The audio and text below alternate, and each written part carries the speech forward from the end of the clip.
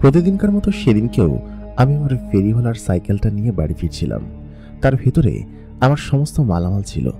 সাইকেলের ভিতর সমস্ত কিছু সাজানো এবং এটা দিয়েই আমার রুজি রুটি চলে। কিন্তু যখনই আমি সেই গোরস্থানের জঙ্গলের রাস্তার সামনে আসতেই আমার চোখ কপালে উঠে গেল। আমি দেখতে পেলাম আমার সামনে আলোকিত জামা পরা এক ধরনের বস্তু দাঁড়িয়ে আছে। সেটা আর কেউ নয়, শূন্য হাসছে, মাটি থেকে ৩-৪ হাত ওপরে উঠে আছে এবং সে আমার দিকে তাকিয়ে হাসছে। তার এরকম হাসি দেখে আমি আর নিজের সেন্স ধরে রাখতে পারিনি। সেটা একটা সুন্দরী মেয়ে ছিল এবং সে শূন্য হাসছিল। তার দুটো ডানা আকাশে ঝাপটাচ্ছিল এবং সে আমার দিকে তাকিয়েছিল। জিনিসটা কি ছিল সেটা আমি পরে বুঝতে পারি এবং সে যে কোনো মানুষ ছিল না, আশরাফুল মাখলুকাত ছিল না, কোনো জিন ছিল, সেটা আমি তখন বুঝতে পেরেই আমি ওই সময় অজ্ঞান হয়ে যাই। তারপর আর আমার কিছু মনে নেই। আমার যখন চোখ খুলি তখন আমি নিজেকে আবিষ্কার করি এক অন্য জগতে এবং সেই রাত আমার ভাগ্য বদল এবং ভাগ্য দূষণ দুইটাই করেছিল, যা কিনা আমার জীবনের একটা কালো এবং সাদা দুইটা অধ্যায় হিসেবেই পরিচিত রয়েছে। আসসালামু আলাইকুম দর্শক, সকলে কেমন আছেন? সকলকে স্বাগত জানাচ্ছি আমাদের আজকের এপিসোডে। প্রতিদিনকার মতো কণ্ঠে আমি আরজে ইমরান আপনাদের সঙ্গে আছি এবং আপনারা দেখছেন দ্য মেগাবক্স। মেগাবক্সের গল্পগুলো কেমন লাগে আমাদেরকে কমেন্ট করে জানাতে ভুলবেন না। সেই সঙ্গে আমাদের চ্যানেলটাকে অবশ্যই সাবস্ক্রাইব করে পাশে থাকা বেল নোটিফিকেশন অন করে দিবেন। আজকে আমরা জানবো সামাদের জীবনের ঘটনা। সামাদ পেশায় একজন ফেরিওয়ালা ছিল। তার একটা সাইকেল ছিল এবং সেই সাইকেলে করে সে নানান জায়গায় সমস্ত কিছু ফেরি করে বেড়াতো। এই জেলা থেকে ওই জেলা, এই উপজেলা থেকে ওই উপজেলায় তার একমাত্র কাজ ছিল। সামাদের বাড়িতে তার বাবা মা এবং ভাই বোন সকলেই ছিল, এমনকি তার দাদিও তখন বেঁচে ছিল এবং সমস্ত জিম্মেদারি সামাদের একার উপরেই ছিল। কারণ সামাদ তার বাবার যে কাজকর্ম সেগুলোও করত, কারণ তার বাবা একজন অসুস্থ লোক ছিলেন। তিনি অনেক আগে থেকে অসুস্থ অবস্থায় বিছানায় পড়ে গিয়েছেন এবং সেরকম অবস্থায় থাকে। টুকটাক ক্ষেত খামারের কাজ করতে পারে, তবে তা দিয়ে হয়তো ওরকমভাবে হয় না। বাকি ক্ষেত খামারের কাজ সামাদকেও করতে হয় এবং এরকম ভাবেই সামাদের সংসার সে অনেক আগে থেকে চালিয়ে আসছে। সামাদ এই কাজ ছাড়া আর কোনো কাজ শেখেনি। আগে থেকে সে ক্ষেত খামারের কাজ করে আসছিল তার আব্বার সঙ্গে, কিন্তু সংসারের দায় দায়িত্ব এই সমস্ত কিছু বাড়ার কারণে তার উপর একটা অন্যরকম বোঝা চলে আসে এবং এরপর থেকে সামাদ ফেরিওয়ালার কাজ শুরু করে এবং তার জীবনে নেমে আসে এক দুর্বিষহ ঘটনা, যা একদিক দিয়ে তার জন্য ভালো এবং অন্য দিক দিয়ে তার নিজের জন্য খারাপ। সে সেই পরীটাকে বিয়ে করে, যে পরীটা তাকে নিয়ে যায় আসমানে এবং আসমানে তাকে সেখানে থাকতে বাধ্য করে। সামাদের সঙ্গে কিভাবে ঘটনাটা ঘটেছিল এবং কেনই বা সেই জিন মেয়েটি সামাদকে তার নিজের দেশে নিয়ে গিয়েছিল এবং সেইখান থেকে সামাদকে সে বিয়ে করে এবং তাদের সন্তানও হয়, সেই ঘটনাটি আজকে আমি আপনাদের সঙ্গে শেয়ার করব। সামাদের জীবনের ঘটনাটি শুনতে হলে অবশ্যই এই ভিডিওটা শেষ পর্যন্ত আমাদের সঙ্গেই থাকুন। তাহলে চলুন আর বেশি কথা বাড়াবো না, আমরা সরাসরি চলে যাব সামাদের জীবনের ঘটনায়। আমি সামাদ, আমার বয়স 21-22 বছর। এই বয়সেই আমি সংসারের পুরোপুরি বোঝা কাঁধে নিয়ে দৌড়ে বেড়াচ্ছি। আমার বয়স যখন 16 বছর, তখন থেকেই আমি এই পেশার সঙ্গে যুক্ত এবং এক প্রকার করতে করতে এখন অভ্যস্ত হয়ে গিয়েছি। এগুলো করেই আমার সংসার চালায়। আমার পরিবারে অসুস্থ বাবা মা, দাদি এবং ভাই বোন রয়েছে, তাদেরকে দেখতে হয় নিয়মিত। আর টুকটাক কৃষি কাজ করি। মোটামুটি বলা যায় সপ্তাহের ভিতরে 3-4 দিন আমি ফেরির কাজ করে বেড়াই, আর বাকি 3-4 দিন যদি মাঠে কাজ থাকে সেগুলো আব্বার সঙ্গে করি। আব্বা এখন পেরে ওঠে না, অনেক আগে থেকে আব্বার সঙ্গে এই কাজগুলো করে আসছিলাম। একদিন আব্বার শরীরের উপর বাজ পড়ে, শরীরে নয় পাশেই। সেই বাজ পড়াতে আব্বা এমনভাবে অসুস্থ হয়, বেশ কিছু মাস উনি অসুস্থ ছিলেন। তারপর একটু একটু করে সুস্থ হয়ে ওঠে। এখন অত শক্তভক্তভাবে কাজ করতে পারেন না, যার কারণে কাজগুলো সকল আমাকেই করতে হয় এবং ফেরির কাজ আমি সপ্তাহে অনেক সময় 7 দিনও করি, অনেক সময় 3 দিনও করি। কিন্তু সেই রাত আমার জীবন বদলে দিয়েছিল। সেদিনকে আমি প্রতিদিনকার ন্যায় ঘর থেকে সাইকেলটা এবং সমস্ত মালামাল নিয়ে বেরিয়েছিলাম। সেই রাতটা ছিল অমাবস্যার রাত এবং আমি ফেরি করতে করতে এত দূর পর্যন্ত পৌঁছে গিয়েছিলাম যে ফেরার পথে বেশ খানিকটা রাত হয়ে গেল। যাওয়ার সময় অবশ্য বাড়ি থেকে আমাকে খাবার দিয়ে দিয়েছিল। আমি সাধারণত খুব বেশি দূরে যাই না, আর বেশি দূরে যেদিন যাই সেদিনকে আমার আমার সঙ্গে রান্নাবান্না এবং সমস্ত সরঞ্জাম থাকে। এমনিতেও সমস্ত সরঞ্জাম থাকে। রাস্তার পাশের বিভিন্ন কাচারি ঘরে আমি রাত কাটাতাম। তখন সময়কাল 2007 কি 8 সাল। অনেক গ্রামে কাচারি ঘর থাকতো এবং সেই কাচারি ঘরের ভেতরে সাইকেল তুলে দিয়ে সেখানেই ঘুমাতাম। এবং আশেপাশের 10-15 গ্রামের মানুষজন আমাকে মোটামুটি চিনত, কারণ আমি নিয়মিত সেদিক দিয়ে যাতায়াত করতাম আর নতুন জায়গার সন্ধানেও মাঝে মধ্যে যেতাম। তো আমি এবার 3 দিনের সফর নিয়ে বেরিয়েছি যে এই পাশ দিয়ে ঘুরে 3 দিনের মধ্যে এই পাশ দিয়ে বাড়িতে চলে আসব, কারণ ফসলে মাঠ পরিচর্যা করতে হবে আর সেচও দিতে হবে, কিছু কাজ আছে। এই জন্য 3 দিন পরে আমি চলে আসবো সেই সিদ্ধান্ত নিলাম। আমি সেদিনকে আমার সাইকেলটা নিয়ে বেরিয়ে পড়লাম। প্রথম 2 দিন পুরো গ্রাম ঘুরে ঘুরলাম এবং ওই 2 দিন রাতের মাথায় হঠাৎ করেই আমি খেয়াল করলাম যে আজকে তো থাকার জন্য কোনো কাচারি ঘর পাচ্ছি না, তার মানে রাস্তায় কোনো একটা জায়গায় এখানেই থাকতে হবে। আমি দেখতে পেলাম যে আমি যেদিক দিয়ে যাচ্ছিলাম সেখানের একটা জায়গার সামনে বটগাছ আছে। জায়গাটা বেশ ভালোই, আশপাশে বাড়িঘর ধরো আছে এবং খুব সুন্দর জায়গা। চিন্তা করলাম যে এইখানেই একটু সাইকেলটা তালা দিয়ে তারপর চুলাপাতি বের করে রান্না শুরু করি এবং রান্না শুরু করে এখানে খাওয়া দাওয়া করে এখানে ঘুমিয়ে পড়বো।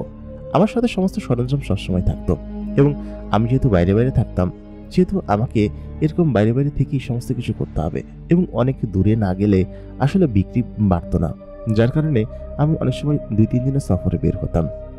কিন্তু সেই রাতটা ছিল ভিন্ন, আমাবস্যার রাত ছিল এবং এরকম একটি রাতে আমি এরকম একটা ঘটনার শিকার হব কখনোই কল্পনা করতে পারিনি। আমি ওইখান থেকে ওই গাছের দিকে যাবো হাব। ডান পাশে একটা গোরস্থান, সেই গোরস্থানটা আমি দেখতে পাইনি এবং বাম পাশে পুরো ফাঁকা ভিটে। একটু সামনেই একটা মোড় এবং সেই মোড়ের কাছে গিয়েই ওই গাছটা পড়ে। ওই গাছটা আমি দূর থেকে দেখতে পেয়েছি। আমার কাছে খুব বড় একটা টর্চ লাইট ছিল, সেই লাইটটা দিয়ে আমি দেখতে পেলাম। তারপর আমি যখন এগিয়ে গেলাম, আমি হঠাৎ করে বাম সাইডে তাকিয়ে দেখলাম আমার সাইকেলের যে চেন, সেই চেনটা আচমকা ছিঁড়ে গিয়েছে। এরকমটা তো হবার কথা না, সাইকেলের চেন তো আচমকা ছিঁড়ে যায় না। আমি সঙ্গে সঙ্গে সাইকেলের চেনটা ঠিক করার জন্য স্ট্যান্ড করলাম এবং সাইকেলটা দুমড়ুম করে নিচে পড়ে গেল। পড়ে যাওয়ার সঙ্গেই আমি তুলতে যাব, ঠিক সেই মুহূর্তে খেয়াল করলাম সামনে উপর থেকে একটি আলো আমার দিকে ভেসে আসছে এবং একটি অদৃশ্য হাসি আমার কানে ভেসে আসছে। এরকম অদৃশ্য হাসি এবং আলো এর আগে আমি জীবনে কোনোদিন দেখিনি। চারিদিকটায় তাকিয়ে দেখি যে শুনশান নীরবতা এবং খুবই অদ্ভুত একটা কবরস্থান ডান পাশে রয়েছে। এত পরিমাণ ঘন এবং বিরান জায়গা, এই জায়গাটা আমি দেখে সঙ্গে সঙ্গে ভয়ে শিউরে উঠলাম। আর সব থেকে বড় কথা, ওই হাসিটা দেখে আমি ভয়ে শিউরে উঠছিলাম। আমার বয়স 21-22 বছর ছিল তখন। আমি দেখতে বেশ কচিকাঁচা এবং বেশ হ্যান্ডসাম ছেলেদের মধ্যে পড়তাম, এরকম কাতারে পড়তাম। কিন্তু সেদিন ওই জিনিসটাকে দেখে আমি প্রচন্ড পরিমাণ ভয় পেয়েছিলাম। আমি দেখতে পেলাম উপর থেকে একটি আলো আমার দিকে নেমে আসছে। আলোটা শূন্যে ভাসছে। আলোর অবয়ব থেকে একটি মেয়েতে রূপান্তর হয়ে গেল। মেয়েটার মুখে নাকাব দেওয়া, পিঠে বিশাল আকৃতির ডানা এবং সেই ডানা ঝাপটাতে ঝাপটাতে আমার দিকে আসছে এবং হাসছে। সেই হাসি দেখে আমি আমার সেন্স আর ধরে রাখতে পারিনি। আমি কতক্ষণ সেন্সে ছিলাম জানি না। তারপর আমার অচেতন অবস্থায় আমি সেখানে পড়ে যাই। আমার তারপরে আর কিছু মনে নেই। আমি যে জায়গাটায় ছিলাম সেটা আমাদের গ্রাম থেকে 4-5 গ্রাম দূরের একটি গ্রাম ছিল এবং চাইলে ওই দিনকে রাতটা আমি চলে যেতে পারতাম বাড়িতে, তবে যাইনি শুধুমাত্র একটা কারণে, যে সকাল হলে এই 4-5 গ্রামের যে বাকি ব্যবসা ছিল সেগুলো সম্পন্ন করে তারপর না হয় আমি বাড়ির দিকে যাব এবং সেরকমই কিছু চিন্তা ছিল। কিন্তু ওইখানে আসার পর আমার ওইখানে নাইট স্টে করাটা হয়তো সব থেকে বড় ভুলগুলোর মধ্যে একটি ছিল। আমি সেন্সলেস হয়ে পড়লাম। তারপর আমার আর কিছু মনে নেই। এরপরে যখন আমি চোখ খুলি, মাঝখানে কতটুকু সময় পেরিয়েছে আমি বলতে পারবো না, তবে অনেকখানি সময় গিয়েছে সেটা বুঝতে পারছি, কারণ আমার মাথা তখন ঝিমঝিম করছে। আমি আচমকা উঠে পড়লাম। উঠে আমি আশেপাশে তাকিয়ে কিছু চিনতে পারছিলাম না, অন্ধকার এবং কিছু দেখা যাচ্ছে না। আমার চোখ আস্তে আস্তে ভিজিবল হতে শুরু করলো। আমি দেখতে পেলাম যে আমি একটা সাদা রঙের খাটের উপর শুয়ে আছি। পুরো রুমটা খালি। রুমের এক কোনায় একটি ছোট্ট টুল জাতীয় এবং চেয়ার টেবিল দেওয়া এবং তার পাশে একটি ছোট্ট সোফা জাতীয় কিছু একটা দেওয়া। তাছাড়া রুমের আশেপাশে তেমন আর কোনো কিছু নেই। রুমের ভিতরে মোট 3টে দরজা। 3টে দরজা 3টেই আটকানো। আমি এখানে কি করছি কিছু বুঝতে পারছি না। ডান পাশে জানালা ছিল, জানালার উপর পর্দা দেওয়া। আমি সঙ্গে সঙ্গে বিছানা থেকে লাফ দিয়ে উঠে পড়লাম। আশেপাশে সমস্ত কিছু বোঝার চেষ্টা করছিলাম। আমার তখন মনে পড়ে গেল ওদিনকে রাতের ঘটনা, যে ঘটনাটা আমার সঙ্গে ঘটেছিল। তাহলে ওই জিনিসটা কি ছিল আর আমি কোথায় আছি? আমি আশেপাশে খোঁজাখুঁজি করতে শুরু করলাম। প্রত্যেকটা দরজা খোলার চেষ্টা করলাম, কিন্তু কোনো দরজাই যেন আমি খুলতে পারছিলাম না। এদিকে ওদিকে সমস্ত জায়গায় আমি ভালো মতো দেখতে লাগলাম, কিন্তু কোনো কিছু খুলতে পারছিলাম না। এমনকি পর্দাটাও মনে হচ্ছিল যেন কাঠ দিয়ে তৈরি, কারণ পর্দা সাধারণত শক্ত হয় না, মাঠ এরকম নরম হয়, কাপড় তো নরম হবে, তাই না? আমি ওরকম করে সরাতে গিয়ে আচমকা পেছনে একটা জিনিসের সঙ্গে গুঁতো খাই, এবং খাওয়ার সঙ্গে সঙ্গে দেখি পর্দাটা দুই ভাগ হয়ে গিয়েছে। তার মানে এই পর্দাটা এমনভাবে ফাংশন করা যে যা দেখে আমি আসলে সত্যি খুলতে পারছিলাম না। পর্দা খুলতেই আমি দেখতে পেলাম জানলাটা পুরো ফাঁকা এবং জানলায় কোনো গ্রিল নেই।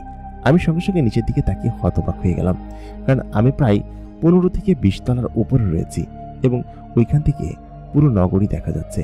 কেমন একটা বিদঘুটের সময়, চারিদিকে গাছপালা কম এবং বড় বড় ঝাউ গাছের মতো খুব বড় বড় বিশাল আকৃতির গাছ, এবং সূর্যের আলো তখন ডুবো ডুবো অবস্থা। আমি দেখতে পেলাম আশেপাশে কেউ নেই, শুধুমাত্র গাছপালা এবং এরকম একটা পরিবেশ দেখা যাচ্ছে। আমি দেখে অবাক হয়ে গেলাম, এটা আমি কোথায় এবং আমাকে এত উপরে কে নিয়ে আসলো? কিছুই তো বুঝতে পারছি না। সব মিলিয়ে আমি একদম দ্বিধাদ্বন্দ্বের মধ্যে পড়ে গেলাম। আমি কিছুই বুঝতে পারছিলাম না এটা কোথায় এবং আমি এখানে কি করছি। দেখে মনে হচ্ছে বিশাল আকৃতির ইমারত, এবং এত উঁচু ইমারত এর আগে আমি কোনোদিন দেখিনি। এর আগে এরকম উঁচু ইমারত আমি উঠিও নি, কারণ শহরে খুব কম যাওয়া হয়েছে। আমি ওইটা দেখতে দেখতে হঠাৎ করে পেছনে খট করে কেউ একজন ঢোকার শব্দ হলো এবং ঘরের ভিতরে আলো জ্বলে উঠল। আমি কাউকে দেখতে পাচ্ছিলাম না।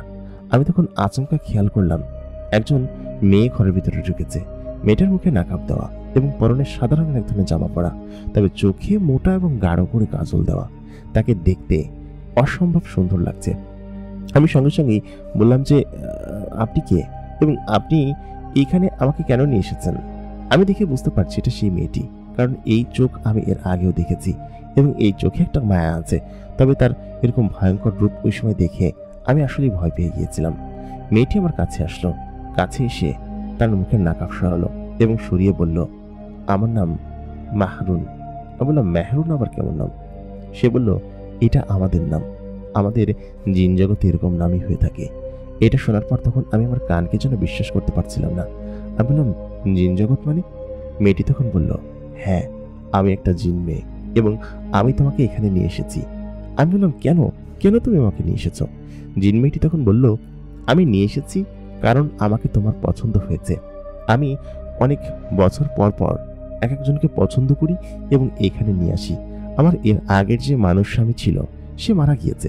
তারপর থেকে অনেকদিন আমি সিঙ্গেল ছিলাম এবং ওই দিনকে তোমাকে দেখে আমার খুব পছন্দ হয়েছে, এই জন্য আমি তোমাকে নিয়ে এসেছি। আমি বললাম, আগের মানুষ স্বামী মানে মানে তোমার বয়স কত? সে বলল, আমার বয়স 140 বছর হবে এবং আমি কিন্তু বুড়ি নই, আমি কিন্তু যুবতী মেয়ে।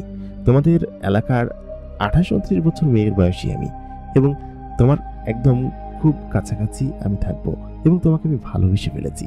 আমি তখন বললাম, পাগল নাকি? তুমি আমার থেকে কত বড়, আর তুমি আমাকে কেন এখানে নিয়ে এসেছো?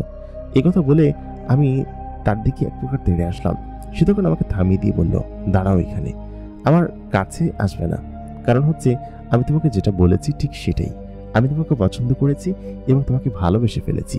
আর জিনদের নজর একবার যার উপর পড়ে, জিনরা কখনই তাকে ছেড়ে যায় না, মৃত্যুর আগ পর্যন্ত তাকে ভালোবেসে যায়। আমার আগের স্বামীকে আমি ঠিক সেরকম ভাবেই ভালোবাসতাম।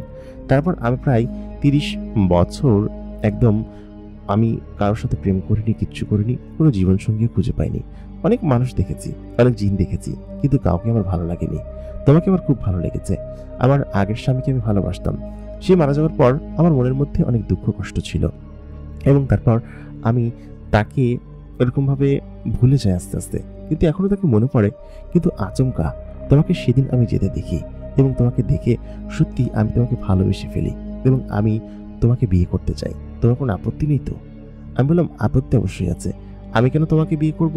আর বিয়ে করলে কি আমাকে এখানে থাকতে হবে নাকি আমাকে দিয়ে আসবো তুমি? ও তখন হাসলো, অট্ট হাসি হাসলো, হেসে বলল, তোমাকে কেন দিয়ে আসবো? তুমি তো এখানেই থাকবে আমার সঙ্গে। আমরা তো মানুষের জগতে ওরকমভাবে থাকি না, মিশিও না, আমরা এখানেই থাকি এবং আজীবন তোমাকে এখানে থাকতে হবে আমার সঙ্গে। আমার আগের ঘরের স্বামী কোনো সন্তান দিতে পারেনি আমাকে, তবে আমি আশা করি যে তোমার তরফ থেকে কোনো সন্তান আমার হবে এবং তুমি বেশ ভালো এবং সুদর্শন একজন পুরুষ। আগের স্বামী তো সুন্দর ছিল না, তবে তুমি খুব সুদর্শন, তোমাকে দেখে এই জন্য খুব আগে থেকেই ভালো লেগে গিয়েছে। আমি তোমাকে ভালোবেসে ফেলেছি। তোমার নাম কি? আমি তখন বললাম আমার নাম সামাদ। সে বলল খুব সুন্দর নাম, তোমাকে খুব ভালো লেগেছে সামাদ, আর তুমি এখানে থাকো, তোমার সঙ্গে আমার আজকের রাতে বিয়ে হবে। আমি তখন বললাম আমি তোমাকে বিয়ে করব না, আমাকে দ্রুত বাড়িতে দিয়ে আসো। আর তুমি জানো আমি বাড়িতে না গেলে কি হবে? ও তখন বললো কি হবে? আমি বললাম যে বাড়িতে না গেলে আমার পরিবার না খেয়ে থাকবে, আমার পরিবার আমার অপেক্ষায় থাকবে, আর ওরা যদি আমাকে না দেখতে পায় তাহলে আমাকে সত্যি ওদের জন্য খাবার জোগাড় করতে হবে, নাহলে ওরা না খেতে পেয়ে মারা যাবে। আমার বাবা অসুস্থ, সব মিলিয়ে ওরা আমাকে আমাকে ছাড়া থাকতে পারবে না ওরা। তারপর আমি বললাম যে আমাকে দিয়ে আসো। পরিমিটি তখন বলল যে ঠিক আছে, তোমাকে দিয়ে আসবো, তবে সেটা এখন না, আরো 30-40 বছর যাক, তারপর আমি তোমার সঙ্গে থাকি, তোমাকে দেখি বুঝি, তারপর বোঝা যাবে। আমি বললাম যে ওরা না খেতে পেয়ে মারা যাবে। ও তখন বললো এত কথা না বলে আজকে আমার সঙ্গে তোমার বিয়ের জন্য প্রস্তুত হও, বেশি কথা বলো না। আমি বললাম তোমাকে আমি বিয়ে করবো না। মেয়েটি তখন বলে গেল, শোনো, তুমি যেটা বলছো না যে তুমি না গেলে তোমার পরিবার না খেতে পেয়ে মারা যাবে, আমি তোমাকে বলছি তোমার পরিবারকে একদম আজীবন আমৃত্যু পর্যন্ত সমস্ত দেখভাল এবং খোরপোশের দায়িত্ব আমি নিলাম, এবং আমি তোমার পরিবারকে সমস্ত কিছু দেখাবো এবং দেখব, সমস্ত ধন সম্পদ অর্থবিত্ত সমস্ত কিছু দিব, কিন্তু বিনিময়ে আমি তোমাকে চাই। আর যদি তুমি না না নিতে চাও, তার বিনিময়ে হলে আমি তোমাকে চাই, সেটা অপশন তোমার হাতে। তুমি যদি আমাকে বিয়ে করো তাহলে সমস্ত কিছু পাবে, এখানে সুখ, শান্তি, ভালোবাসা, এমনকি আমার স্বামীর মর্যাদা, এবং এখানকার সকল জিনেরা তোমাকে আমার স্বামীর মর্যাদা দিবে এবং সকল জিনেরা তোমাকে ভালোবাসবে। কেউ তোমার উপর উঁচু গলায় কথা বলবে না। আর যদি সেটা না করো তবুও আমি তোমাকে দিয়ে আসবো না, তোমাকে এখানেই রেখে দিব। সকল জিনেরা তোমাকে ঠকাবে, তোমাকে নানানভাবে খেলার বস্তু বানাবে, তারা সাজবে বিড়াল আর তোমাকে বানাবে ইঁদুর। তুমি যদি সেটা চাও তাহলে করো, সমস্যা নেই। আমি তারপরও রাজি হলাম না, বললাম না, আমি তোমাকে বিয়ে করবো না। আমি কান্নাকাটি করতে শুরু করলাম, কিন্তু পরিমেয়েটা সেখান থেকে দরজা লাগিয়ে চলে গেল। আমার খুব খারাপ লাগছিল, কি করবো কিছু ভেবে উঠতে পারছিলাম না। বেশ খানিকক্ষণ সেখানে বসে রইলাম, তারপর দেখতে পেলাম একটা জিন সেখানে এসে উপস্থিত হলো। জিনটা একটা মেয়ে, মেয়েটার মুখে নাকাব দেওয়া। সে বলল কি যে ভাই, আমি আপনাকে একটা ভালো সাজেশন দিই, এটা আপনি মেনে নেন। আমাদের এই ম্যাডাম কখনোই আপনাকে দিয়ে আসবে না, আমি তাকে হাড়ে হাড়ে চিনি, এবং আপনি তাকে বিয়ে করতে রাজি হয়ে যান, এটা আপনার জন্যই ভালো হবে। আমি তাকে বললাম কেন ভালো হবে? সে তখন বলল উনি খুব জেদি এবং উনি ওনার বাবার কথাও শোনেন না। ওনার বাবা এই বিল্ডিং এর অর্ধেকটার মালিক, আর বাকি অর্ধেকটার মালিক অন্যজন। এই বিল্ডিং এ অনেক জিন থাকে, এবং এই বিল্ডিং এর এই টোটাল উপর এবং নিচতলার যে ফ্লোর দুটো, এটা ওনাদের ভাড়া দেওয়া, মানে ওনারা নিজেরা এখানে থাকে, আর বাকি সব ফ্লোর ভাড়া দেওয়া। আর আমাদের জিনের জগতে বড় ইমারত হলে উপরের দিকে থাকতে জিনেরা পছন্দ করে। নিচের দিকের ফ্ল্যাটের ভাড়া খুব বেশি হয় না, উপরের দিকে যে অ্যাপার্টমেন্ট এবং ফ্ল্যাটগুলো আছে এই ফ্ল্যাটগুলোর ভাড়া বেশি হয়। কারণ হচ্ছে জিনেরা তো আর নিচে দিয়ে হেঁটে আসবে না, ওরা তো উঠতে জানে, এই জন্য উপরে থাকতে পছন্দ করে। উপরের পরিবেশই ভালো, এই জন্য ওরা যেহেতু বাড়ির মালিক সেহেতু ওরা উপরে থাকে, এবং এইখান থেকে নিচুটা দেখতে এরকম লাগে। বুঝতে পেরেছেন? আমি তখন বললাম যে সেসব না হয় বুঝতে পারলাম, কিন্তু উনি আমাকে বিয়ে করতে চান কেন? ওনার বয়সও তো অনেক বেশি। মেয়েটি তখন হাসলো, হেসে বলল কোথায় ওনার বয়স বেশি, 140 বছর বয়স ওনার, কোথায় বেশি? একটা জিন 400-500 বছর বাঁচেন, সেই হিসাবে ওনার তো 3 ভাগের 1 ভাগ বয়সও হয়নি। উনি তো এখনো যুবতী আর কি, অনেকটা তোমার মতো ভাই। তোমাকে আমি বুদ্ধি দিব, তুমি খাবারগুলো খাও, খেয়ে ঠান্ডা মাথায় চিন্তা করো, তোমার পরিবারের সমস্ত অভাব দূর হয়ে যাবে। তোমার পরিবারের বাবা মার সমস্ত চিকিৎসার খরচ সমস্ত এরাই করবে। আর তোমাকে যেহেতু পছন্দ করেছে সেহেতু তুমি লাকি। তুমি লাকি না হলে এরকমটা কখনো হতে পারে না যে তোমার মতো একটা ছেলেকে ওরা ধরে নিয়ে এসেছে। ওরা তো বলেছে তোমার বাবা মার সমস্ত কিছু করবে, এবং তুমি বিনিময় শুধু এখানে থাকবে আজীবন, এখান থেকে কখনো যেতে পারবা না। বুঝতে পেরেছ? আমি তখন বললাম যে তুমি এসব কিছু কিভাবে জানো? ও তখন বললো আমি এখানে কাজ করছি ছোট থেকেই, আমি জানবো না? আর এরা বড়লোক জিন তো, এদের মধ্যে কিছু এরকম নেচার থাকে। আমার একটা স্বামী জিন স্বামী, ওকে নিয়েই তো আছি।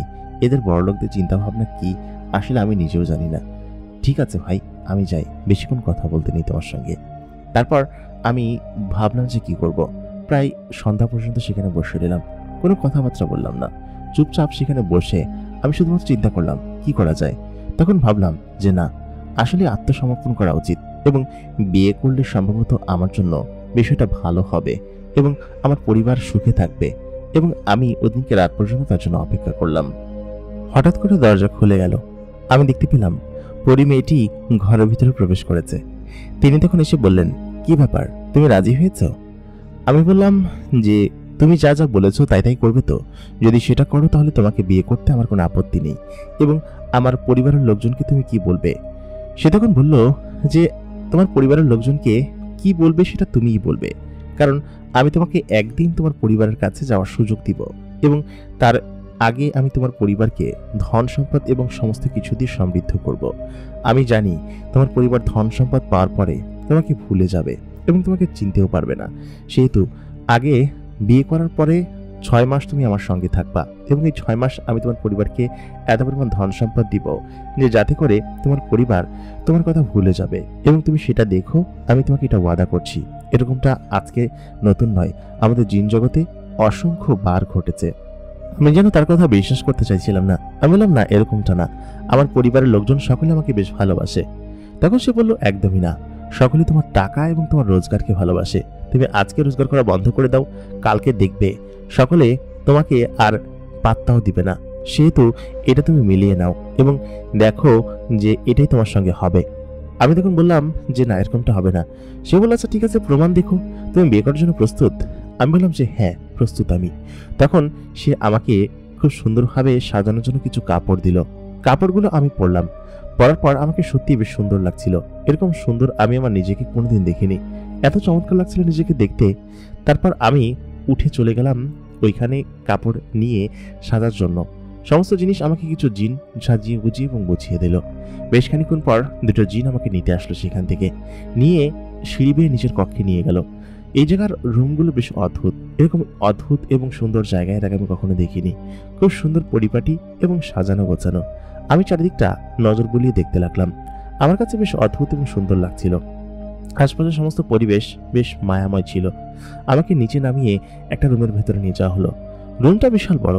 সেখানে শুধুমাত্র চেয়ার টেবিল রাখা এবং একটা মঞ্চের মতো জায়গা আছে। মঞ্চের মতো জায়গায় একটা সোফার ওপর দেখলাম একটি মেয়ে খুব সুন্দর মতো সেজে বসে আছে। আমি তখন দেখতে পেলাম এটা আমার সেই পরী প্রেমিকা আর কি, যে আমাকে পছন্দ করে এবং এখন তো সে আমার প্রেমিকায়, আর কিছুক্ষণ পরে হয়তো আমার স্ত্রী হতে চলেছে। আমার মন ছিল না এটার প্রতি এবং আমি বেশ দুঃখ কষ্ট নিয়েই বিয়েটা করতে এসেছিলাম। আর কোনো উপায়ও ছিল না, কারণ এইখান থেকে আমি বের হতে পারবো না সেটা আমি খুব ভালোভাবে জানি। আমি ওই দিনকে তখন সমস্ত জায়গা খোঁজাখুঁজি করে আমি রাস্তা খুঁজেছিলাম বাইরে বের হওয়ার, কিন্তু বের হতে পারিনি। এখানে আমাকে বসে কাটাতে হবে। আমাকে বিয়ের করানো হলো এবং বিয়ের ওই পর্যায়টুকুও আমি তার চেহারা দেখিনি। সে কিরকমভাবে সেজেছে, কিরকমভাবে কি করেছে, কিচ্ছু দেখিনি। বিয়েটা হলো সকলের উপস্থিতিতে। আমি কবুল বললাম। সকলে হাসি মুখে মিষ্টি খেলো এবং আমাদের বিয়েটা সম্পন্ন হলো। সকলে এদিক ওদিক হাঁটাহাঁটি করছিল, তবে আমার মন ছিল খারাপ। ওদিকে রাত্রেবেলা আমাদের বাসর ঘরের আয়োজন করা হলো। সেই কক্ষের ভিতরে মেয়েটা যেখানে থাকে, আমি প্রথম দিন যে কক্ষে থেকেছিলাম সেই কক্ষটা না, অন্য একটা কক্ষ, যে কক্ষের ভিতরে আমি মূলত হচ্ছে গিয়ে আমি ছিলাম। সেই কক্ষ থেকে অন্য একটা কক্ষ সাজানো হয়েছে শুধুমাত্র ফুল আর ফুল। সেখানে বিশাল আকৃতির একটা বিছানা আছে, খাট টেবিল চেয়ার সমস্ত কিছু দিয়ে ভরা এবং নানান ধরনের অলংকার এবং যন্ত্রপাতি দিয়ে এই রুমটা একদম পরিপূর্ণ। এটা মনে হয় মেয়েটির রুম। সে বলল কি যে আসো, তোমার জন্য অপেক্ষা করছি। সে খুব সুন্দর একটা সাদা জামা পরে বিছানার উপর গোল করে বসে আছে। আমি সেখানে গেলাম। যাওয়ার পর মেয়েটার ঘুমটাটা সরালাম। বাসরাতে প্রথম দিন মেয়েদের ঘুমটা এরকমভাবে সরাতে হয়, সেটা আমি শিখেছিলাম, অনেকের কাছ থেকে বলেছিল। আমি এসে আমার স্ত্রীর চেহারা দেখে সত্যি অবাক হয়ে গেলাম, কারণ এরকম সুন্দর চেহারা এর আগে আমি কোনোদিন কাউকে দেখিনি এবং এত মায়াবয়। আমি মেয়েটার দিকে হা হয়ে তাকিয়ে রইলাম। এত সুন্দর হতে পারে কেউ? আমি এর আগের দিন যেভাবে দেখেছি তার মুখে নাকাব ছিল এবং তার চেহারাটা স্পষ্ট ঠিকমতো বোঝা যাচ্ছিল না, কিন্তু আজকে দেখে আমি বুঝতে পারলাম যে পরীরা আসলে খুব সুন্দর হয় এবং এই মেয়েটির সঙ্গে আমার বিয়ে হয়েছে। আমি তখন বললাম, মাশাআল্লাহ, তুমি খুব সুন্দর। সে তখন বলল, তুমি আমাকে পছন্দ করেছো, এটাই আমার জন্য অনেক এবং এটাই আমি অন্তত পক্ষে মনে নিয়ে বাঁচতে পারবো যে তুমি আমাকে পছন্দ করেছো। তারপর সে আমাকে নিজে থেকেই তার মনের মধ্যে এবং শরীরের মধ্যে ডুবিয়ে নিল। বাসরাতে যা হয় তাও হলো আমাদের মধ্যে, এবং আমি সেদিন সত্যি খুব হ্যাপি ছিলাম এবং খুব সুখী ছিলাম। বিয়ের প্রথম কয়েকদিন আমি তার সঙ্গে খুব ভালোভাবে কাটাতে শুরু করলাম। পরের দিন সকালবেলা উঠে সে আমাকে আদর করে খাইয়ে দিত, আমার কপালে চুমু খেত এবং সমস্ত কিছু করত। পরিমেটা যে আমাকে খুব বেশি ভালোবাসতো সেটা আমি জানতাম, এবং সে আমাকে একটু একটু করে তার ভালোবাসা ফিল করাতে শুরু করলো, বোঝাতে শুরু করলো, যা আসলে আমার মনের ভেতরে একদম গেঁথেছিল শুরু থেকে শেষ পর্যন্ত। সে আমাকে ভালোবাসতো প্রচণ্ড পরিমাণ, সবসময় সব জায়গায় ঘুরতে নিয়ে যেত, আমাকে নিজের হাতে খাইয়ে দিত, আমাকে কেউ কিছু বললে তাকে ছেড়ে কথা বলতো না। যেমন বিয়ের কিছুদিন পরে আমি এবং ও রাস্তা দিয়ে হেঁটে যাচ্ছি, একজন জিন আমাকে একটা খারাপ কথা বলল বা কটু কথা বলল। ঠিক সেই মুহূর্তে আমার সেই পরী স্ত্রী সঙ্গে সঙ্গে গিয়ে তার গলা চেপে ধরবে এবং বলল, তোর এত বড় সাহস, তুই আমাকে নিয়ে যা বলবি বল, কিন্তু আমার হাজব্যান্ডকে নিয়ে কোনো কিছু বললে জিভ টেনে ছিঁড়ে ফেলবো। শুধুমাত্র সে নয়, এই বিল্ডিংয়ের অনেকেই আমাকে ভয় খেত শুধুমাত্র তার জন্য। পরিমেয়টি স্বাভাবিক কোনো মেয়ে নয়, সে অনেকটা অলৌকিক জাদুকরিনী এবং অন্যান্য জিনদের থেকে অনেক শক্তিশালী, এবং সেই তখন জাদরেলো, মানে একটু বেশি সাহসী আর কি। এই জন্য অনেক জিনরাও তাকে ভয় পেত, এবং আমি কেন জানো না তাকে ভয় পেতাম না। তাকে সবসময় আদর করতে মন চাইতো, কারণ তার শরীর এত পরিমাণ নরম ছিল, তার চেহারা, ছবি, প্রত্যেকটা জিনিস আমার কাছে যেন এক মায়াময় লাগতো এবং শুভ্রতা লাগতো। আমি এরকম করতে করতে প্রায় 3 মাস সময় কাটিয়ে ফেললাম তার সঙ্গে। এই 3 মাস ছিল আমার জীবনের সব থেকে মধুরতম সময়। আমি প্রত্যেকদিন সকালবেলা ঘুম থেকে উঠতাম, ও আমাকে চুমু দিয়ে ঘুম থেকে উঠে ঘর থেকে জামা কাপড় চেঞ্জ করে বের হতো, এবং সারাদিন তার নিজের কাজকর্ম করতো, এটাটা করতো। কিন্তু সে কোথায় যেত, কী করতো, এই সম্পর্কে আমি তাকে জিজ্ঞেস করতে পারতাম না। আর তাছাড়া আমি এক প্রকার ঘর জামাই হিসেবেই ছিলাম এখানে। আমাকে দিয়ে সমস্ত সব কাজ করানো হতো, মানে ঘরস্থালী কাজ এই টুকটাক জামাই হিসেবে করতাম আমি নিজে থেকেই, কারণ বসে থেকে আমার অভ্যাস নেই কখনো। এই জন্য আমি এখানে থেকে ওই কাজগুলো করতাম। একটা বাগান ছিল, সেই বাগানে কিছু ফল চাষ করেছিলাম। এটা ওদের ওখানের কিছু ফেমাস ফল, বেলুন্তা নামে একটা ফল আছে, লাল রস হয় এবং খুব সুস্বাদু খেতে। আমি কয়েকজন জিনের সঙ্গে মিলে সেই বেলুন্তা ফলের চাষ করেছিলাম, কারণ আমাকে তো কিছু একটা করে সময় পার করতেই হবে। কিন্তু প্রথম 3 মাস আমার স্ত্রীর সঙ্গে খুব ভালো সময় কাটলেও এরপর থেকে শুরু হলো অন্য ধরনের এক কাহিনী। কারণ হচ্ছে, সে হয়তো সবসময় আমার সঙ্গে থাকতো না, আমাকে ভালোবাসতো, শুধুমাত্র রাত্রে আসতো, সন্ধ্যার দিকে এসে আমার সঙ্গে থাকতো, আমাকে গল্প করতো আমার সঙ্গে। তারপর আমি যেন এই কয়েকদিনে ওকে ভালোবেসে ফেলেছিলাম, মানে মনে মনে পছন্দ করে ফেলেছিলাম। ওকে পছন্দ হওয়ারই কথা, কারণ ও এত সুন্দরভাবে আমাকে কেয়ার করে, আমাকে আদর যত্ন করে, আমাকে ভালোবাসে। সে তো ওকে ভালোবাসাটা স্বাভাবিক বিষয়। আমি তখন ওকে বললাম যে, তুমি এরকম ভাবে আমাকে রেখে চলে যাও কেন, কোথায় যাও?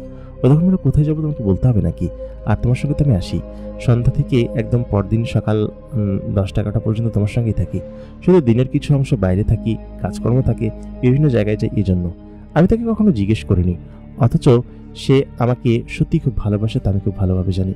রাত্রেবেলা যখন আমার সঙ্গে মেলামেশা করে, যেন মনেই হয় না যে আমরা দুজন অনেক দূরত্বে বসবাস করি বা আমি একে অন্যকে ভালোবাসি। একসঙ্গে আমরা খুব আনন্দে থাকি। সে আমার ওই ফল খেয়ে বললো কি যে, বাহ, খুব সুন্দর চাষ করেছো তো, আমাদের এখানকার এত ফল মিষ্টি হয় না, কিন্তু তুমি যা চাষ করেছো সেগুলো খুব মিষ্টি হয়েছে, খুব ভালো লেগেছে। আমার প্রশংসা করতো সবসময়, আমাকে সব জায়গায় নিয়ে যেত ঘুরতে। আমরা সপ্তাহে একদিন বিভিন্ন জায়গায় ঘুরতে যেতাম, আমাকে নিয়ে যেত। একদিন এক পাহাড়ের চূড়ায় গেলাম, সেখানে খুব সুন্দর করে একটা দোকান আছে, সেই দোকানে জিনেরা খাবার তৈরি করে, সেই দোকানের খাবার নাকি ওর খুব ভালো লাগে। সেখানে যাওয়ার পর ও এবং আমি সেখানে বসে খাবার খেলাম। আমরা এখানে রেস্টুরেন্টে বসে যেরকম খাবার খাই, ওদের ওখানেও ঠিক ওরকম সিস্টেম আছে, ওরকম নিয়ম আছে, সমস্ত কিছু আছে। তবে আমি আস্তে আস্তে দিন গুনছিলাম যে কবে বাড়ি যাব আমি, কারণ বাড়িতে আমার সকলের কথা খুব মনে হতো। সকলে, আমার ভাই বোন আছে, বাবা মা আছে, দাদি আছে, সকলকে খুব মিস করতাম। আমার ভাই বোন নিশ্চয়ই আমাকে অনেক বেশি মিস করা শুরু করেছে এবং অনেক চিন্তা করা শুরু করেছে আমার জন্য, কিন্তু আমি তো তাদের জন্য দেখা করতে পারতাম না। আমার বড় ভাই তখন ইন্টারমিডিয়েটে পড়তো, মানে আমার ছোট যেটা আর কি, আর তার থেকে ছোটটা 7-এ পড়তো, আর তার থেকে ছোট একটা বোন আছে, সেও হচ্ছে 5-এ পড়তো। তো ওই সময়টাতে ওদেরকে লাস্টে দেখে এসেছি, তারপর আমি আর দেখিনি। তারপর কি হয়েছে আমি সত্যি বলতে পারবো না। একদিন বিকেলবেলা আমি বাগান থেকে বাড়িতে ফিরছি, ঠিক সেই মুহূর্তে আমি খেয়াল করলাম আমার যে ফেরির সাইকেলটা ছিল, সেই সাইকেলটা আমাদের ওই বিল্ডিংয়ের সামনে খাড়া করা। বিল্ডিংটা পাথর দিয়ে নির্মাণ করা, আমাদের ওইখানকার মতো কংক্রিট, রড, সিমেন্ট এগুলো দিয়ে না, পাথর দিয়ে এমন সুন্দর কারুকার্য করেছে, দেখলে সত্যি অবাক হয়ে যাবেন। এই বিল্ডিংয়ের সামনে আমার সেই ফেরিওয়ালা সাইকেলটা রাখা এবং তার ভিতরে সমস্ত জিনিসপাতি আছে। আমি তখন বললাম যে এটা এখানে কে নিয়ে এসেছে? পরীটা তখন বলল, এটা তো আমি সেদিনকে নিয়ে এসেছিলাম, কিন্তু এতদিন এটা ভিতরের একটা রুমে রাখা ছিল। ভাবলাম তোমাকে আজকে দেই, তুমি খুশি হবা। আমি বললাম যে হ্যাঁ, তুমি আমাকে খুব ভালোবাসো তাই না? ও তখন বলল, সেটা কি বলে বোঝাতে হবে? আমি তো করেই তোমাকে সমস্ত কিছু বোঝাই। ও তখন পর্যন্ত রাত্রেবেলা এসে আমাকে খাইয়ে দিত এবং আমাকে খুব আদর করত। বলতো, রাত্রিবেলা তুমি শুধু আমার জন্য, আর কারো না। দিনের বেলা আমি যাইতেই করে বেড়াই, রাত্রে এসে কিন্তু তোমাকে খুব বেশি ভালোবাসি। তোমাকে কি আমি এখন পর্যন্ত বকা দিয়েছি, কোনো কিছু করেছি? আমি বললাম যে না, আমাকে কখনো বকা দাওনি বা কোনো খারাপ কোনো কিছু আমার সঙ্গে করনি। তার মানে তুমি একটা ভালো মেয়ে এবং ভালো জিন, এটা আমার কাছে বেশ ভালো লেগেছে। তখন ও বলল, তাহলে আমার সঙ্গে থাকতে তোমার আপত্তি কি? তুমি থাকো আমার সঙ্গে আর আজীবন, আমি তোমাকে ভালোবাসি না, খুব বেশি ভালোবাসি। ও তখন বলল, আমার সঙ্গে থাকো। আমি বললাম যে এখানে আমার মতো তো কেউ নেই, না আমার আগের বন্ধু বান্ধব আছে, কেউ নেই। ও তখন আমাকে বোঝালো, সকলে সকলের মতো করে বেড়াবে, কিন্তু কেউ তোমার পেটে খাবার দিবে না, আমি দিব তোমার পেটে খাবার। সেহেতু আমার সঙ্গে থাকলে তোমার ভবিষ্যৎ ভালো আছে। ওই কথা বলে তখন সেখান থেকে চলে গেল। আমি সাইকেলটা অনেকদিন পরে দেখে খুশি হয়ে গেলাম। সেখানের একজন জিনের সঙ্গে আমার বেশ ভালো বন্ধুত্ব হয়ে উঠেছিল। জিনটাই এই বাড়িতে কাজ করে এবং বেশ গরিব একজন জিন। সে আমাকে বলল, দুলা ভাই, আপনি বেশ ভালো একজন মানুষ, আপনার মতো কোনো মানুষ নেই এখানে, আর কোনো জিনও নেই যে কিনা আমাকে এরকমভাবে সবসময় আদর যত্ন করে। আমি ওকে টাকা পয়সাও দিই, আর ওইখানকার মুদ্রা আমার কাছে সবসময় থাকে, কারণ আমার পরিস্ত্রী আমার কাছে দিয়ে রেখেছে। ও তখন বলল যে দুলা ভাই, এটা দিয়ে বুঝি আপনি কাজ করতেন, আর সত্যি আপনি বেশ ভাগ্যবান, আপনি আপাকে বিয়ে করতে পারছেন। আপা সকলকে পছন্দ করে না। এর আগে যে দুলাভাই ছিল তিনি অতটা ভালো ছিল না, উনি সবসময় খ্যাটম্যাট খ্যাটম্যাট করতো। তারপর আমি বললাম যে আগের দুলাভাইকে তুমি চিনতে নাকি? ও বলল যে হ্যাঁ, খুবই বাজে ধরনের লোক ছিল, তাদের মধ্যে সবসময় ঝগড়া হতো, তবে আপা তারা খুব ভালোবাসতো। তবে আপনি সেরকম না, আপনি আগে থেকেই দেখে বোঝা গেছে যে আপনি বেশ ভালো এবং খুব সুন্দর, আপনার সঙ্গে কথা বলে খুব ভালো লাগে আমার। আমি নিজের মনে একটা প্রশান্তি অনুভব করলাম। তারপর আমি নিজের ঘরে চলে গেলাম। ওই ফেরি সাইকেলটা আমি সেই রুমের ভিতরে রেখে দিলাম। রেখে আমি উপরের দিকে উঠে আসলাম। আমাকে অনেকটা পথ কষ্ট করে সিঁড়ি বেয়ে উঠতে হয়, কারণ ওরা তো জিন, ওরা চাইলেই উপর দিয়ে উড়ে এসে তারপর পড়তে পারে। ওদের বিল্ডিংয়ের সামনে রাস্তা আছে, সেই রাস্তা দিয়ে ওরা নিচে আসে, আর সিঁড়ি নিচে বানিয়েছে ইমার্জেন্সি এক্সিটের জন্য। তো এই সিঁড়ি বেয়ে আমাকে এত উপরে উঠতে হয়, প্রায় 12 তলা সমান উপরে উঠতে হয়, এবং এই উপরে উঠে আমাকে নিজের কক্ষে যেতে হয়। আমি একদম পুরো হয়রান হয়ে যাই। এটা একমাত্র কষ্টের বিষয় ছিল। তবে একটা বিষয় ঠিক আছে, যে সিঁড়ি বাইলে আমার স্বাস্থ্য ভালো থাকবে, এটা আমার প্রেমিকা বলতো। তুমি সিঁড়ি বেয়ে নিচে যাবা, উপরে উঠবা, এতে তোমার স্বাস্থ্য ঠিক থাকবে, বুঝতে পেরেছো? আমি বললাম যে আচ্ছা ঠিক আছে, স্বাস্থ্য তোমার রাতে কত ঠিক থাকতে দাও, রাতে যে পরিমাণ ঘামাও আমাকে। ওই কথা বললেও লজ্জা পেল। লজ্জা পেয়ে তারপর চলে গেল সেখান থেকে। আমি উপরে এসে বসে আছি। প্রায় 6 মাসের মতো কাবার হয়ে গিয়েছে মাঝখানে। আমাকে যেতে হবে আমার বাড়িতে, বাড়ির জন্য মন ছুটে আছে। ওদিকে রাত্রে আসার পর আমি ওকে বললাম যে আচ্ছা, তুমি না বলেছিলে আমাকে বাড়িতে নিয়ে যাবে, তাহলে তুমি এখনো কেন নিয়ে যাচ্ছ না? 6 মাস তো পেরিয়ে গিয়েছে আমাদের বিয়ের। বলে কিছু দাঁড়াও, আরেকটু অপেক্ষা করো, আমি তোমাকে বলবো, যেদিন তোমাকে নিয়ে যেতে হবে সেদিনকে আমি তোমাকে বলবো। তারপর আমি আরো কিছুদিন অপেক্ষা করলাম। একদিন রাত্রেবেলা আমরা দুজন সেক্স করা শেষে শুয়ে আছি এবং ও আমার বুকের উপর শুয়ে আছে। আমি তখন তাকে বললাম যে তুমি আমাকে নিয়ে যাবে না? তুমি আমাকে বললে যে নিয়ে যাবে। ও তখন আমাকে বললো যে হ্যাঁ, তোমাকে আমি নিয়ে যাব, আগামীকালকে নিয়ে যাব, প্রস্তুত থেকো, ঠিক আছে? আর তুমি আমাকে ভালোবাসো তো? ওইখানে গেলে আবার আমাকে ফেলে চলে আসতে চাইবে না তো? আমি বললাম কি যে না, আমি তোমাকে ভালোবাসি। আমি জানি এটা আমি ওকে ভালোবাসি, এবং কথার কথা সে বলছিলাম আমি যদি সুযোগ পাই তাহলে এখান থেকে চলে যেতে চাইবো আর কি, আমার পরিবারের কাছে, কারণ পরিবারকে আমি খুব মিস করি এবং আমি দূর দেশে আছি। এটা আমার পরিবার জানে আদৌ কি জানে না তাও আমি জানি না। এরপরের দিন সন্ধ্যার দিকে ও কোত্থেকে যেন আসলো, এসে আমাকে বললো যে সামাদ, তুমি রেডি হও, তোমাকে আজকে নিয়ে যাব, এবং তোমাকে সেই সত্যটা আমি দেখাতে চলেছি, যে সত্যটা তুমি দেখলে হয়তো অবাক হবে। তুমি চলো, গেলে হয়তো বুঝতে পারবে। তারপর আমাকে ও গাড়িতে উঠালো, খুব সুন্দর একটা জামা পরালো। তারপর আমাকে যেতে যেতে বললো, শোনো সামাদ, তোমাকে আমি শুরুতেই তোমার পরিবারের কাছে নিয়ে যাব না, তোমাকে অদৃশ্য অবস্থায় তোমার পরিবারের কিছু কথা শোনাবো, এবং সেখানে গেলে তুমি হয়তো অবাক হবে। কথাগুলো শোনার পর তুমি নিজে থেকেই জাজ করো যে আসলে তোমাকে কে কতখানি ভালোবাসে আর কে কতখানি ভালোবাসে না, ঠিক আছে? সামাদের আরেকটা ভাই ছিল, বড় ভাই। সেই বড় ভাইটা ওই পাশেই একটা বাসা বিয়ে করে আলাদা হয়ে গিয়েছিল। সেও সামাদের সম্পর্কে খুব ভালো কথা বলে না, এটা পরিমেটা বলতে শুরু করলো। ও ও আমি তখন বিশ্বাস করতে চাইছিলাম না। আমি বললাম যে না, এমনটা হতেই পারে না। তুমি কি কি করেছো আমাদের পরিবারের জন্য? ও তখন বলল, তুমি চলো, গেলেই বুঝতে পারবে। আমি তোমার পরিবারকে বলেছি, তুমি যখন এখানে এসেছিলে এবং আমাকে বিয়ে করেছিলে, তার পরের দিনই আমি দুজন জিনকে পাঠিয়েছিলাম ওইখানে, এবং তারা বলেছে সামাদ ঢাকা গিয়েছে এবং সেখান থেকে সে বিদেশ গিয়েছে। বিদেশ থেকে আপনাদেরকে অঢেল টাকা পাঠাবে এবং ভালো একটা সুযোগ পেয়েছে বলে সে চলে গিয়েছে। এবং এই কয়েক মাসে ওরা তোমার সঙ্গে কথাও বলতে চায়নি, শুধুমাত্র তোমার মা ছাড়া। তোমার মা তোমার সঙ্গে কথা বলতে চেয়েছে এবং তোমার মায়ের জন্য আমি তোমাকে নিয়ে যাচ্ছি। না হলে ওই স্বার্থপরের গোষ্ঠীতে আমি তোমাকে কোনোদিন নিয়ে যেতাম না। মানুষরা আসলে খুব স্বার্থপর হয়, ধন সম্পদের কাছে সমস্ত কিছু বিকিয়ে দেয়, এবং 6 মাসে আমি তাদেরকে যে পরিমাণ ধন সম্পদ দিয়েছি তা হয়তো তারা সারা জীবনও কোনোদিন সংগ্রহ করতে পারবে না। এমনকি তোমার বাবাকেও আমাদের জিনেরা চিকিৎসার মাধ্যমে সুস্থ করে তুলেছে। তুমি চলো, গেলে বুঝতে পারবে। গাড়িটা আমাদের বাড়ির সামনে নামলো। আমি তখন ওর হাত ধরে আছি। ও তখন বলল, তোমাকে এখন কেউ দেখতে পাচ্ছে না, তুমি অদৃশ্য হয়ে আছো, এবং এটা আমার জাদুর শক্তিতে তুমি অদৃশ্য হয়ে আছো। তুমি শুধু দেখবে যে তোমার পরিবারের লোকজন কি চিন্তা করে এবং কি তোমাকে বলে। আমি বাড়ির ভিতরে ঢুকলাম, ঢুকে অবাক হয়ে গেলাম। বাড়ির বাইরের গেট থেকে শুরু করে ভেতর পর্যন্ত প্রত্যেকটা জায়গা সম্পূর্ণ চেঞ্জ হয়ে গিয়েছে। এই বাড়িতে আমরা একাই থাকি এবং বাড়িতে পৈতৃক সূত্রে আমরা বেশ ভালো জায়গা পেয়েছি। বাড়ির চারপাশে ইমারত দিয়ে দেয়াল গেঁথে দিয়েছে, বড় একটা গেট হয়েছে এবং বাড়ির ওইখানে দোতলা বিল্ডিং উঠেছে। আমি দেখে অবাক হয়ে গেলাম, কারণ আমাদের বাড়িটা ছিল ছাপড়া বাড়ি, টিনের ছাদ, চারিদিকে টিন দিয়ে ঘেরা বিশাল বড় এক যৌথ পরিবারের মতো বাড়ি। এইখানে গিজগিজ করে আমরা থাকতাম 8-9 জন। কিন্তু এই বাড়িটা দেখে সত্যি চেনার কায়দা নেই। আমি তখন বুঝতে পারছিলাম না, মাত্র 6 মাসে এত পরিবর্তন।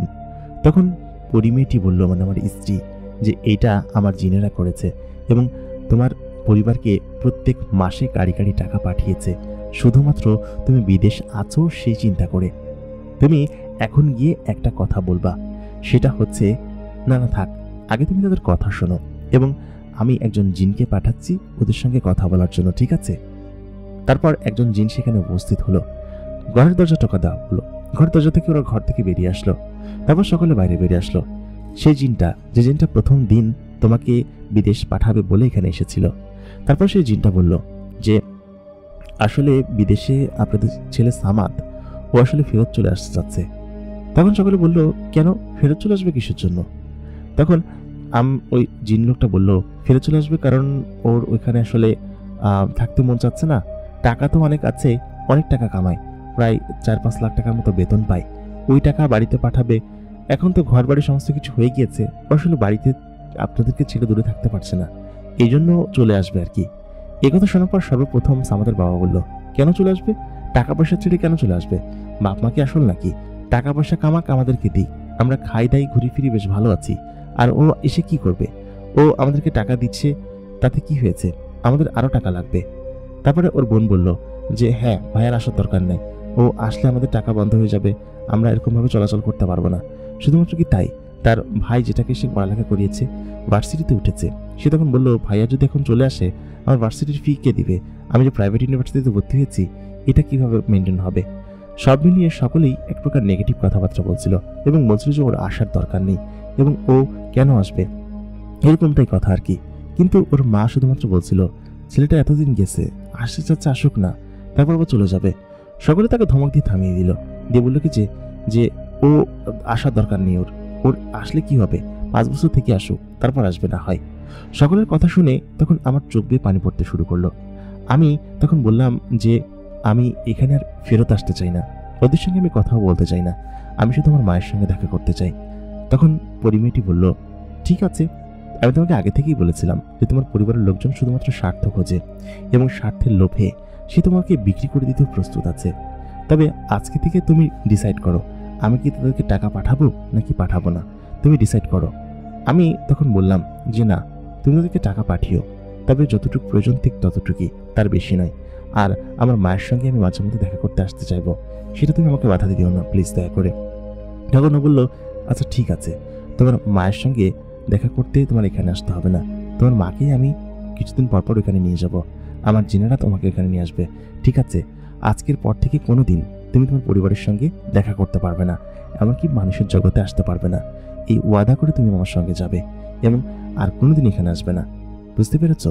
আমি তখন বললাম, আচ্ছা ঠিক আছে, আমার পরিবার যদি এতে করে খুশি থাকে তাহলে আমি সেটা করতে রাজি আছি এবং ওইখানে থেকেই আমি তাদেরকে খুশি দেখতে চাই। আমি জানি তারা আমাকে চায় না, হয়তো এটাই ছিল তাদের মনে। তবে আমার মার সঙ্গে দেখা করার নিয়ে তুমি কোনো কিছু বলো না, ঠিক আছে? আমি আমার মার সঙ্গে সবসময় দেখা করতে চাই, কারণ সে আমাকে খুব ভালোবাসতো। তারপর আমাকে ওইখান থেকে নিয়ে আসলো। আমি খুব কান্না করছিলাম ওই দিনকে রাতে। ও আমাকে জড়িয়ে ধরে বললো কি যে, কান্না করো না, তোমার আমি আছি এবং আমি তোমাকে ভালোবাসি। আজীবন তোমাকে এরকমভাবে আগলে রাখবো আমার সাথে, আমার বুকের মধ্যে। তুমি এসব বিষয় নিয়ে একদমই চিন্তা করো না, ঠিক আছে? আমি বললাম, আমি চিন্তা করছি না, আমি আসলে খুব গভীরভাবে কষ্ট পেয়েছি। কারণ হচ্ছে, কেউ এরকম ভাবে আমাকে অবহেলা করবে এবং শুধুমাত্র আমার টাকাকে ভালোবাসবে, কখনো কল্পনা করতে পারিনি। পুরুষ মানুষের জীবন হয়তো এরকমই, এবং এটাই হয়তো পুরুষ মানুষ। আমি সত্যি আজকে পরিবারকে চিনেছি এবং পরিবার আমাকে এরকমভাবে ব্যবহার করবে আমি সত্যি ভাবতে পারিনি। তুমি আমাকে চোখ খুলে দিয়েছ। আমি এখন থেকে তোমার সঙ্গে আজীবন থাকবো এবং মৃত্যু পর্যন্ত। আমি তোমাকে ভালোবাসি। তাই বলে আমি ওকে জড়িয়ে ধরলাম এবং জড়িয়ে ধরে আমাকে চুমু খেলো। এর কয়েকদিন পর আমি তখন ওইখানের একটা ফসলের মাঠে কাজ করছিলাম। আমি ইচ্ছা করেই করছিলাম এগুলো, কারণ আমার তো সময় কাটতে হবে। জিনগুলোর সাথে খুব সময় কাটতো আমার, ওর সঙ্গে হাসাহাসি করতাম। প্রত্যেকটা জিন আমাকে খুব ভালোবাসতো। তারপর একদিন আমি কাজ করছি খেতে, তখন সঙ্গে সঙ্গেই দেখি আমার মা এখানে দাঁড়িয়ে আছে। আমার মা তখন আমাকে ডেকে বললো কি যে, সামাদ। আমি সঙ্গে সঙ্গে জড়িয়ে গিয়ে আমার মাকে জড়িয়ে ধরলাম। তারপর আমার মা বললো, তুই এখানে কি করছিস আর আমাকে এখানে ওরা কিভাবে নিয়ে আসলো? আমি তখন সমস্ত ঘটনা মাকে খুলে বললাম। মা বললো কি যে, আমি জানি ওরা এরকমভাবে লোভী হয়ে গেল কিভাবে আমি বুঝতে পারলাম না। আসলে এটা আমার কাছে খুব খারাপ লেগেছে। তবে তুই এখানে আছিস, তুই নিজেকে বিক্রি করে দিয়েছিস। আমি বললাম, মা এটা নিয়ে তুমি চিন্তা করো না, তোমার সঙ্গে দেখা করার অনুমতি ওরা আমাকে দিয়েছে এবং তুমি এখানে কিছুদিন থেকে যাও। তারপর আমাদের মা বললো, থাকতে তো চাইতাম, কিন্তু তোর বাপ একা রয়েছে, ওইখানে যেতে হবে। আমি দেখলাম আমার মাও তার স্বামীর প্রতি বেশ লয়াল এবং তাকে এখানে আটকে রাখা নিশ্চয়ই ঠিক হবে না। একবেলা রেখে ভালো মন্দ খাইয়ে তাকে জিন্দিরকে বললাম, দিয়ে আসো, আবার যখন দেখতে ইচ্ছা হবে তখন তোমাকে নিয়ে আসবো, ঠিক আছে? মাও সেসব বলে সেখান থেকে চলে গেল। আমার সেদিনকে সত্যিই খুব আনন্দ লাগছিল। এটা ভেবে খারাপ লাগছিল যে স্বার্থপর পৃথিবীতে একমাত্র আমার স্ত্রী আমার আপন। তারপর আমি সেই সাইকেলটা বের করলাম। বের করে সেই সাইকেলের যত যন্ত্রপাতি ছিল, যত খেলনা এবং যা যা ছিল, সমস্ত এখানকার জিন, ছোট মেয়ে, তারপর ছেলেপুলেদের সবাইকে দিয়ে দিলাম। কারণ এখানে থাকলে আমার টাকা পয়সা, অর্থবিত্ত কোনো কিছুর কম নেই। আমার স্ত্রী আমাকে সমস্ত কিছু দিচ্ছে এবং আমাকে সত্যি সে খুব ভালোবাসে। এই জিনিসগুলো এখন এখানে রেখে তো আমার লাভ নেই। আমি সেই জিনিসগুলো সকলকে দিয়ে সাইকেলটা রিলিজ করলাম, আমার শখের সাইকেল। তারপর আমি এই সাইকেলে করে বিভিন্ন জায়গায় যেতাম এবং অনেক বছর পর সেই সাইকেলটা এখন পর্যন্ত আমার কাছে আছে। সেই 2007 সাল থেকে এখন 2025 সাল চলে। আমি সমস্ত কিছু আমার স্ত্রীকে দিয়ে পৃথিবী থেকে আনাই এবং ও আমার সমস্ত কথা শোনে। এই কিছু বছর আগের ঘটনা, 2022 কি 23 সালের ঘটনা। এর মাঝখানে আমার 3টা সন্তান হয়েছে। 3টা সন্তানই একদম আমার মতো বুদ্ধিমতী হয়েছে, বুদ্ধিমান হয়েছে এবং সকলেই আমাকে বেশ ভালোবাসে। বাবা বাবা বলতে পাগল। মা তো কাছে থাকে না, সবসময় আমার কাছেই থাকে এবং সকলে আমার প্রতি পাগল। আমি আমার স্ত্রী এবং আমার 3 সন্তানকে নিয়ে এক জিনের বিয়ে খেতে গিয়েছিলাম। তো সেখানে যাওয়ার পর এক আউলিয়ার সঙ্গে দেখা হয়। তিনি এই জিনের বিয়ে খেতে এসেছেন। তো তিনি দেখে আমাকে চিনতে পারলেন যে আমি একজন মানুষ এবং আমাকে দেখে বলল, তোমাকে দেখে মানুষ মনে হচ্ছে বাবা, তুমি এখানে কিভাবে আটকে গেলে? আমি তখন বললাম, ওই যে আমার স্ত্রী, আমার সন্তানেরা, আমি এখানেই থাকি এবং এইখানে সমস্ত কিছু। আমি তখন তাকে বললাম যে, আপনি এখানে? তিনি বললেন, আমি এসেছিলাম, মাঝে মধ্যে জিনের বিয়ের দাওয়াতে আসি, তবে তোমাকে দেখে ভালো লাগলো। অনেক বছর পর একজন মানুষকে দেখলাম। শোনো, তুমি যদি এই জিনের সঙ্গে থাকতে না চাও তাহলে তুমি আমাকে বললো, আমি তোমাকে বাড়িতে দিয়ে আসবো এবং আর কখনোই ওই জিন তোমাকে কিছু করতে পারবে না। আমি তখন একটু মুচকি এসে বললাম, বাড়ি? কিসের বাড়ি? যে বাড়ি থেকে আমাকে নির্দ্বিধায় বের করে দেওয়া হয়েছিল, যে বাড়ির মানুষজন স্বার্থ ছাড়া আর কিছু বোঝে না, সেই বাড়িতে আমি ফিরে যাব? কখনোই না। আমি এখানে আমার স্ত্রীর সঙ্গে খুব ভালো আছি এবং আমি তাকে খুব বেশি ভালোবাসি। আমার স্ত্রী পেছন থেকে দাঁড়িয়ে সমস্ত কথা শুনছিল। তারপর ও এসে আমাকে জড়িয়ে ধরলো এবং ওই মুরব্বী লোকটা আসলে ইতস্তত বোধ করেছে। তারপর সে সেখান থেকে চলে গেল। সেদিন রাত্রে রথে করে আমরা সমস্ত সকলে ফিরে আসছিলাম বাড়ির দিকে এবং আমার স্ত্রী আমাকে জড়িয়ে ধরে বলল, সত্যি আমি ভাগ্য করে তোমাকে পেয়েছি এবং আমার আগের স্বামী এরকম কখনোই ছিল না। সে আমাকে সবসময় শুধুমাত্র টর্চার করতো এবং আমাদের মধ্যে ঝগড়া হতো, কিন্তু তুমি সেরকম না। দীর্ঘ প্রায় 18টা বছর আমরা একত্রে আছি এবং এই 18 বছরে তোমার সঙ্গে আমি একটা বিন্দু পরিমাণ ঝগড়া কখনো করিনি। সত্যি তোমাকে পেয়ে আমি বেশ ভাগ্যবতী। আমি তখন ওকে জড়িয়ে বললাম, আমি তোমাকে পেয়ে ভাগ্যবান এবং এরকমটা আমার জীবনে ঘটবে আমি কখনো ভাবতে পারিনি। তারপর থেকে আমরা সুখে আছি, ভালো আছি। আমাদের জন্য দোয়া করবেন। মাঝে মধ্যে পৃথিবীতে ঘুরতে যাই। আমাদের নিজস্ব একটা ফ্ল্যাট আছে, সেই ফ্ল্যাটে আমরা থাকি, কিছুদিন অবস্থান করি এবং পৃথিবীর সম্পর্কে এখন পর্যন্ত টুকটাক জানি। সেই সুবাদেই আমার সমস্ত কিছু জানা। তো আমাদের জন্য সকলে দোয়া করবেন, আমরা যেন সুখে শান্তিতে বসবাস করতে পারি এবং থাকতে পারি। প্রিয় দর্শক, আমাদের এই গল্পটি এই পর্যন্তই ছিল। আশা করি ঘটনাটি আপনাদের কাছে ভালো লেগেছে। ভালো লাগলে অবশ্যই লাইক করবেন, কমেন্ট করবেন, শেয়ার করবেন। সেই সঙ্গে আমাদের চ্যানেল নতুন হয়ে থাকলে আমাদের চ্যানেলটাকে সাবস্ক্রাইব করে রাখবেন। দেখা হচ্ছে পরবর্তী এপিসোডে। ধন্যবাদ সবাইকে।